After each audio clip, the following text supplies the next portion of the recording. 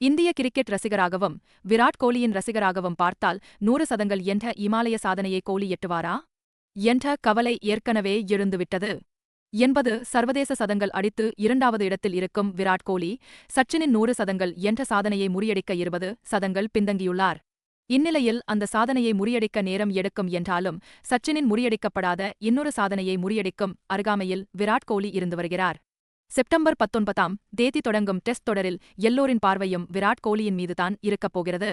நீண்ட நாட்களாக டெஸ்ட் போட்டியில் விளையாடாமல் இருந்து வரும் கோலி எப்படி கம்பேக் கொடுக்கப் போகிறார் என்ற எதிர்பார்ப்பு எல்லோரிடமும் இருந்து வருகிறது. இந்நிலையில் வங்கதேசத்துக்கு எதிரான தொடரில் 58 ரன்களை விராட் கோலி அடிக்கும் பட்சத்தில் சச்சின் டெண்டுல்கரின் முறியடிக்கப்படாத சாதனையை விராட் கோலி முறியடிப்பார். 58 ரன்கள் அடித்தால் சர்வதேச கிரிக்கெட்டில் 27,000 ரன்களை அதிவேகமாக பதிவு செய்த வீரராக மாறி சாதனை படைப்பார்.